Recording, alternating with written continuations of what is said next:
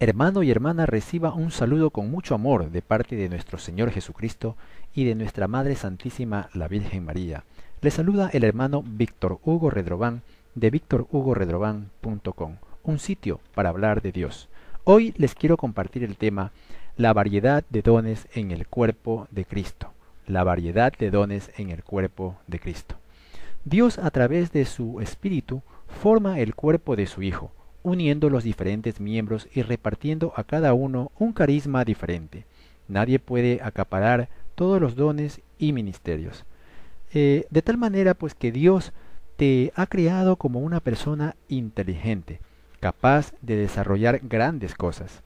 Dios, en su sabiduría, ha planeado la economía de salvación de tal manera que nos necesitemos los unos a los otros. Así como yo necesito de otros, ellos también requieren igualmente de mí. Imagínate que tu hijo se enferma. ¿A dónde lo llevarías? Lógicamente que al médico, ¿cierto? De la misma manera, aquel médico, cuando necesite de por ejemplo, un contador, buscará a un contador. Si tú, por ejemplo, eres especialista en gastronomía, bueno, las personas que necesiten de tus servicios te contratarán a ti. ¿Te das cuenta? ¿Te das cuenta cómo nos necesitamos los unos a los otros? Y todas estas habilidades las hemos desarrollado a través del estudio y la preparación, a través de mucha dedicación. Pero te digo algo, detrás de esto está la mano de Dios. Dios gobierna todo. Aun cuando tú no te das cuenta, Dios está detrás de todos tus movimientos. Todos los movimientos tuyos están fríamente calculados por Dios. Solo el pecado no está calculado por Dios. De ahí, todas las cosas que te hacen ser mejor persona, mejor cristiano, lo determina Dios. Esto también se aplica a la fe. A veces nos sentimos enfermos del espíritu, ya sea por resentimientos, odio, soledad, por sentimientos de culpa, en fin, por diferentes motivos, nos sentimos vacíos. Y ese vacío solo lo llena Dios. Cuando nos sentimos así, Dios nos da una salida a través de la confesión. Nuestra fe católica es tan rica, pero tan rica que a través de la confesión o simplemente pidiendo un consejo a un hermano sacerdote, podemos sentirnos completamente sanos. Dios ha puesto a nuestros hermanos sacerdotes para que cumplan esta función. Ellos son consagrados precisamente para reconciliarnos con Dios. El papel de un sacerdote es llevar a Dios a las personas y traer a las personas a Dios. ¿Te das cuenta que también necesitamos de un ministro de Dios? Puede también ayudarte un amigo. El consejo de un amigo te puede ayudar, de una amiga, de tu papá, de tu mamá, de tu esposo, tu esposa o quizás de tu hijo o tu hija. Cualquier persona llena de Dios puede transmitirte el amor de Dios y ser canal de bendición para tu vida. Tú eres restaurado o restaurada por una persona que previamente Dios así lo haya designado. ¿Te das cuenta cómo somos útiles para nuestro prójimo? Somos hermanos porque tenemos un mismo Padre y una misma Madre. Nos necesitamos y nos ayudamos los unos a los otros. Existe un caso muy típico en el que Dios descubre su plan. Eligió a Moisés para liberar a su pueblo, pero Moisés se resistió, porque él era tartamudo y no estaba capacitado para hablar bien delante del faraón. Imagínate a ti que te designen a hablar con el presidente de los Estados Unidos. Bueno, seguramente te sentirás un poquito cohibido, digámoslo así. Al menos si no tienes la facilidad de poder expresarte. Pues algo así le sucedió a Moisés. Dios le respondió: yo soy quien hace oír al sordo y hablar al mudo. Éxodo capítulo 4, versículo 11. Claro, si Dios hubiese querido, con un sorprendente milagro hubiese desatado la lengua de Moisés, de tal forma que hasta el mismo Demóstenes lo envidiaría. Pero en realidad no fue así. Puso a su hermano Aarón para que lo auxiliara. Aarón tenía la habilidad de poder hablar mucho mejor que Moisés, entonces él lo auxiliaba. En el plan de Dios nadie monopoliza todos los dones.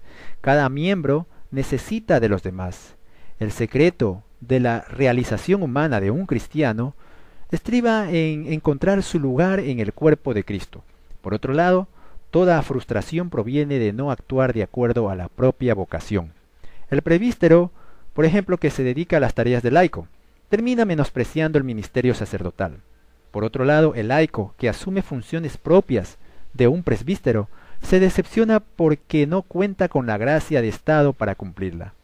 La humildad no significa afirmar no sirvo para nada. Hay personas que hacen determinada actividad y no les resulta, hacen otra actividad, tampoco les resulta, y empiezan otra actividad, pero tampoco les resulta. Concluyen entonces diciendo no sirvo para nada. Esto insulta a la creación divina. Dios no hace basura. Él colocó a cada criatura en un ecosistema en el que la destrucción de alguno perjudica a todo el conjunto. Cuando nos sentimos menos que los demás es porque nos comparamos con sus cualidades o porque no hemos encontrado nuestro lugar en el cuerpo de Cristo. La función del elefante no es volar y por lo tanto no tiene alas. Todo es creado para su propia función. Entonces deberás de descubrir para qué eres bueno, cuál es tu vocación, y de esta manera poder servir con eficiencia en el plan de Dios. Porque te digo algo, hemos sido llamados para proclamar la buena nueva, hemos sido llamados a ser canales de bendición para aquellos hermanos que aún no conocen de Cristo, o que conocen muy poco. Eso lo debes de tener muy claro. Si aún no lo estás haciendo, estás a tiempo. Quizás tengas una buena voz para cantar. Bueno, puedes ayudar en tu parroquia en el ministerio del canto. O quizás seas bueno para enseñar, puedes ser un catequista. Eres bueno hablando en público. Bueno, quizás puedas ayudar en lo que es predicar la palabra de Dios. Y así sucesivamente. Quizás seas bueno orando, puedes orar por los demás y establecer un ministerio de oración. A lo mejor estés pensando, no tengo tiempo. No necesitas en realidad tener mucho tiempo para servir. Es mejor calidad que cantidad. Cuando hay algo que a uno le interesa, saca tiempo de donde no hay. Si dices que no tienes tiempo es porque no estás interesado en servir de esta manera. Pero tranquilo, tranquila. No te juzgo, no estoy aquí para juzgarte. A lo mejor no tengas vocación para esto. Si eso es así y si además tienes familia, dedícate a ser buen esposo o esposa, buen padre o buena madre. Entrena a tus hijos con el ejemplo, con sólidos principios morales, pero por sobre todo sólidos principios cristianos. No se trata de que tú y tus hijos anden por ahí golpeándose el pecho a cada instante. Se trata de que le enseñes a tus hijos a ser personas íntegras. La integridad cristiana consiste en que, por ejemplo, tus hijos tengan el mismo modo de actuar y de hablar, tanto como cuando están con sus amigos, como cuando están en el hogar o cuando están de visita. Ser padres y esposos también es una vocación. Hazte entonces especialista en esta vocación. Anda a misa con tu familia los domingos. Colabora con las necesidades de tu parroquia. Acércate al sacramento de la penitencia. Recibe a Cristo en la Eucaristía. Si te piden que colabores con una de las lecturas en la misa, hazlo. Dicen los hermanos separados que la religión no salva. En realidad eso es materia de otra intervención, pero lo que sí te digo es que la religión une más a Cristo. No es lo mismo una familia que vive completamente separada de Dios que una familia que, unida, asiste a la comunión, que ora todos los días, que participa de la vida de iglesia. Pues esta familia tiene la gracia de Dios y su conciencia la tienen activada constantemente. Recuerda que Dios no quiere personas buenas, sino personas santas. ¿Qué significa ser santo hoy en día en la actual sociedad? Pues, ser santo significa no compartir los criterios del mundo. Si en tu entorno hay personas que roban, tú no robas. Si en tu entorno hay personas que mienten, tú no mientes. Eso significa ser santo. Hay muchas personas buenas por ahí, pero que en realidad no creen en Dios. No basta con ser buenos ni éticos. Es necesario vivir consagrados a Dios. Es decir, primero hay que ser y luego parecer. ¿Eres cristiano o no eres cristiano? ¿Dices y haces? ¿O solo dices? ¿O eres de las personas que solamente se dedican al trabajo y al trabajo, y además de otras actividades, y no le dedicas ningún tiempo a Dios? Recuerda que Él dio su vida para que tú puedas ser salvo. Recuerda que Él te dio a los hijos que tienes. Él te dio una profesión. Él te dio un trabajo para que puedas sustentar a tu familia. Estás vivo o viva y eso es mucho. Siempre, pero siempre habrá algo por qué agradecer a Dios. ¿Eres recíproco o no con el Señor? En lo personal, desde mi adolescencia me gustó las computadoras. Recuerdo que mis padres me compraron un computador, de esas que la pantalla era color naranja. Era el tiempo del DOS. Nada que ver con la actualidad, que ahora tenemos el Windows, ¿verdad? Como ahora. En fin, estaba como niño con juguete nuevo. Después tuve un centro de estudios donde daba cursos de computación. Me dediqué al diseño gráfico y a los negocios a través del Internet. Combino esta pasión con mi segunda pasión, que es predicar la palabra de Dios a través del Internet. Me tuve que capacitar para aprender a hacer páginas web, blog, marketing en Internet, etc. Vi que puedo ser útil al Señor utilizando este don que el mismo Dios me dio. Trato de ser recíproco con mi Señor por esta vía. Y estoy muy contento además. Digamos que estoy como un pez en el agua. Eso pasa cuando uno disfruta de lo que hace.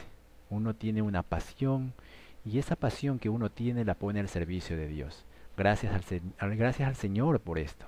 Pues bien, ya para terminar, hermano y hermana que escucha mi voz, le quiero compartir un cuento que tiene una reflexión y que tiene relación con lo que estamos viendo, los dones y los carismas de cada uno de nosotros.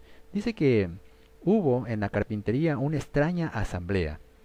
Las herramientas se reunieron para arreglar sus diferencias. El martillo fue el primero en ejercer la presidencia, pero la asamblea le notificó que debía renunciar. ¿Cuál era la causa? Pues ellos aducían que hacía demasiado ruido y se pasaba el tiempo golpeando y golpeando. El martillo a su vez reconoció la culpa, pero pidió que fuera expulsado el tornillo, pues él decía que había que darle muchas vueltas para que pudiera servir de algo. El tornillo aceptó su retiro, pero a su vez pidió la expulsión de la lija, pues él decía que era muy áspera en su trato y siempre tenía fricciones con los demás. La lija estuvo de acuerdo, pero con la condición de que fuera expulsado el metro, pues se la pasaba midiendo a los demás como si él fuera perfecto. En eso entró el carpintero, se puso el delantal e inició su trabajo. Utilizando alternativamente el martillo, la lija, el metro y el tornillo, al final el trozo de madera se convirtió en un lindo mueble.